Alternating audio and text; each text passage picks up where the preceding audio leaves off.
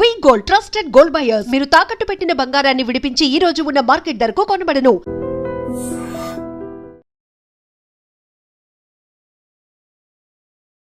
Hi hello నమస్తే, welcome to I dream. నేను మీ శ్రావ్య.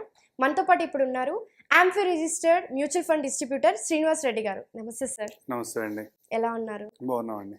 So నాకు ఒక డౌట్ ఉంది సార్. చాలా మంది ఇన్సూరెన్స్ బెటర్ అంటూ ఉంటారు, కొంతమంది ఏమో మ్యూచువల్ ఫండ్స్లో ఇన్వెస్ట్ చేయండి అని అంటారు. అవును. అంటే ట్రెడిషనల్ ఇన్సూరెన్స్లో ఇన్వెస్ట్ చేయడం బెటర్ అంటారా, లేకుంటే మ్యూచువల్ ఫండ్స్లో ఇన్వెస్ట్ చేయడం బెటర్ అంటారా? దీంట్లో రెండు విషయాలు సార్. అవి బేసిక్గా మనం ఏదైనా మాట్లాడుకుంటున్నప్పుడు మీకు ఎంత రిటర్న్ కావాలి, దాంతోపాటు మీరు ఏ కేటగిరీలో ఇన్వెస్ట్మెంట్ చేయాలనుకుంటున్నారు, మీరు ఎన్ని రోజులు ఈ ఇన్వెస్ట్మెంట్ హోల్డ్ చేయాలనుకుంటున్నారు అని దాన్ని బట్టి మనం ఒక డెసిషన్ తీసుకోవాలి. దాంట్లో రకరకాల ఇన్వెస్ట్మెంట్ ఆప్షన్స్ ఉన్నాయి. ఒకరు గోల్డ్లో పెడితే చాలా డబ్బులు వస్తాయి అంటాము, ఒకరు మ్యూచువల్ ఫండ్లో పెడితే డబ్బులు వస్తాయి అంటాము, ఒకరు స్టాక్లో పెడితే డబ్బులు వస్తాయి అంటాము, ఒకరు ఇన్సూరెన్స్ ప్లాన్లో పెడితే చాలా బాగుంటుంది కదా, మీకు ఇన్సూరెన్స్ కవరేజ్ ఉంటుంది కదా అని చెప్పొచ్చు.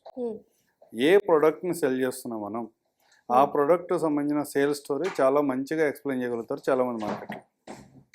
కానీ మనకేం కావాలి? యాక్చువల్గా రిటర్న్స్. ఆబ్వియస్గా అదే కదా, మీకు రిటర్న్స్ కావాలి కదా. సో ఒక చిన్న కంపారిజన్ మాట్లాడదాం.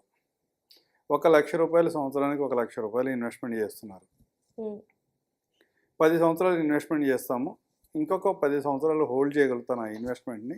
నా ఇన్వెస్ట్మెంట్ని విడ్రా 20 ఇయర్స్ తర్వాత నాకు మనీ కావాలి అనే కాన్సెప్ట్లో మీరు ఇన్వెస్ట్మెంట్ చేస్తుంటే ఒక ఇన్వెస్ట్మెంట్ ప్లాన్లో మీకు రిటర్న్స్ వచ్చేసి దగ్గర 25 లక్షల వరకు ఉంటుంది.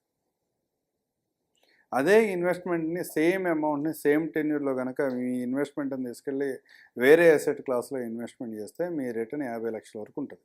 ఓకే. 10 లక్షలు ఇన్వెస్ట్మెంట్ చేస్తారు 10 సంవత్సరాల్లో, ఇంకొక 10 సంవత్సరాలు హోల్డ్ చేసిన తర్వాత ఒక చోట 25 లక్షలు వస్తుంటే రెండో చోట 50 లక్షలు వస్తుంది. వినటానికి చాలా బాగుంది, కానీ ఏంటి డిఫరెన్సెస్ ఏంటి? ఫస్ట్ ఏదైతే నేను 25 lakhs మెచ్యూరిటీ వస్తుంది అంటున్నానో దాంట్లో మీకు ఒక 10 లక్షల రూపాయల ఇన్సూరెన్స్ కవరేజ్ కూడా ఇవ్వగలుగుతాం. ఇన్ కేస్ అన్ఫార్చునేట్గా ఏదైనా జరిగితే, వెరీ బిగినింగ్లో జరిగినప్పుడు ఏమైనా రిస్క్ జరిగితే ఆ సందర్భంలో ఆ పాలసీ ఉపయోగపడుతుంది. మనం ఒకే సంవత్సరం 1 లక్ష రూపాయలు పే చేశారు, అనుకోకుండా అన్సర్టనిటీ ఏదో జరిగింది, అతను పాలసీ పే చేసిన అతను మన మధ్యలో లేడు అనుకుందాం. ఇన్సూరెన్స్ కంపెనీ అతనికి దగ్గర 10 లక్షల రూపాయలు బెనిఫిట్ ఇస్తుంది తన ఫ్యామిలీకి, ఆ ఫ్యామిలీకి. అక్కడ మీ ఏ రిటర్న్ని కంపేర్ చేయలేం.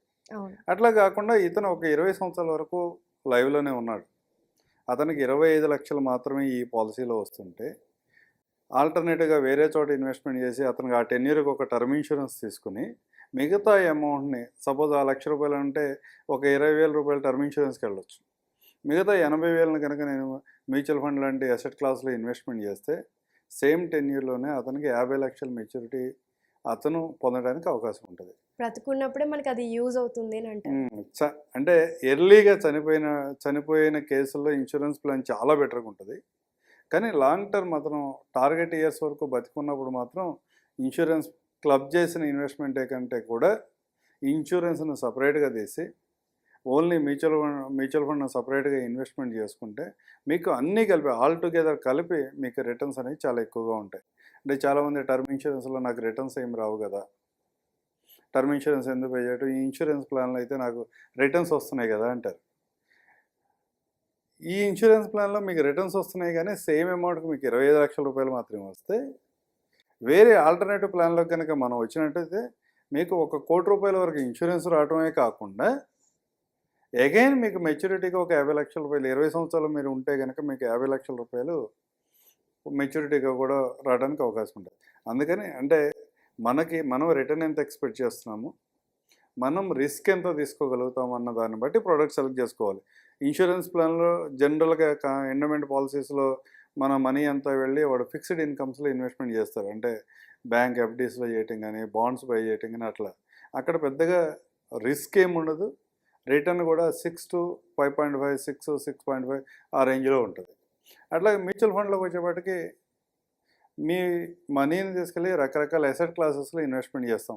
ఎక్కువగా మనం మాట్లాడుకునే సందర్భాన్ని బట్టి అయితే మోస్ట్ ఆఫ్ ద కేసెస్ షేర్స్లో ఇన్వెస్ట్మెంట్ చేస్తాం. షేర్స్లో ఇన్వెస్ట్మెంట్ చేసినప్పుడు రకరకాల ఈవెంట్స్లో రకరకాల సందర్భాల్లో మార్కెట్ రకరకాలుగా రియాక్ట్ అవుతూ ఉంటుంది.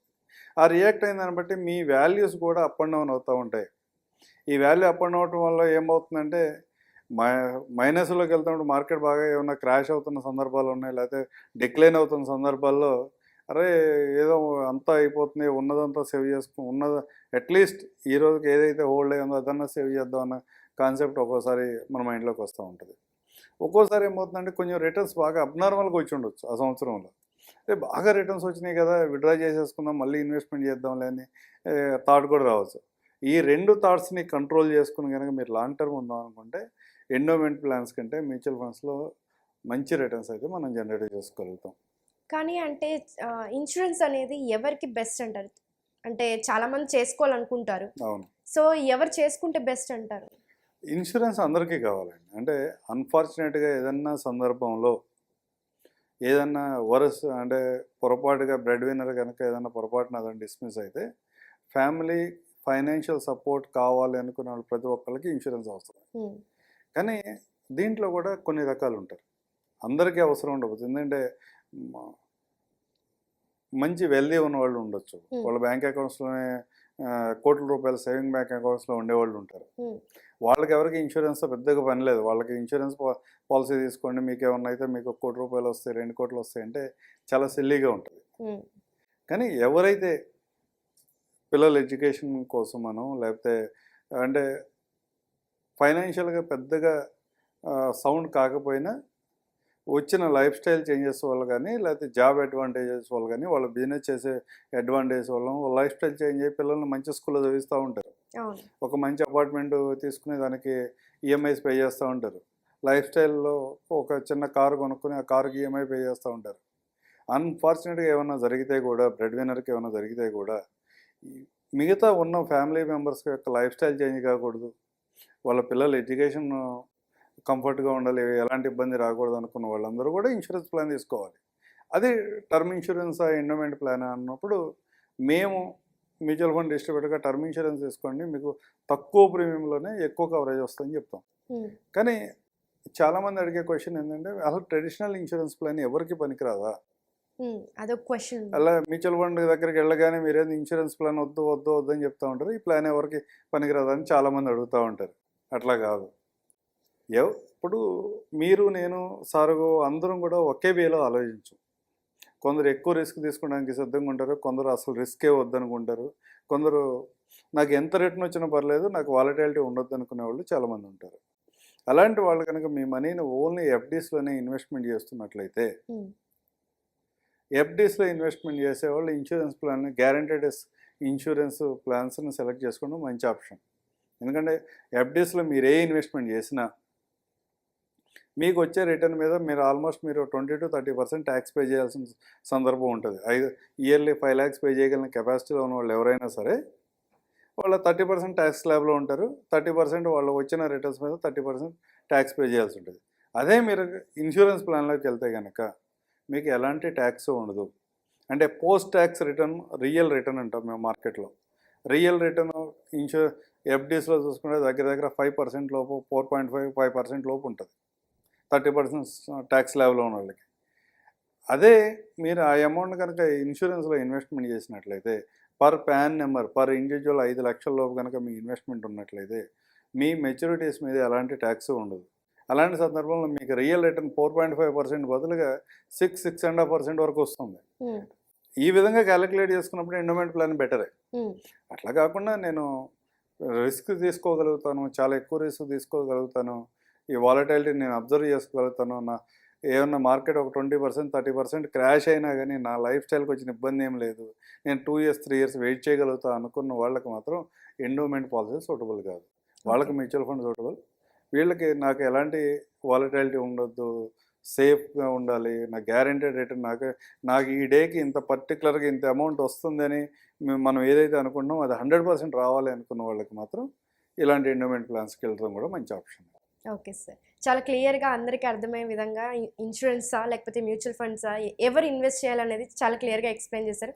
Thank you so much. Thank you అండి.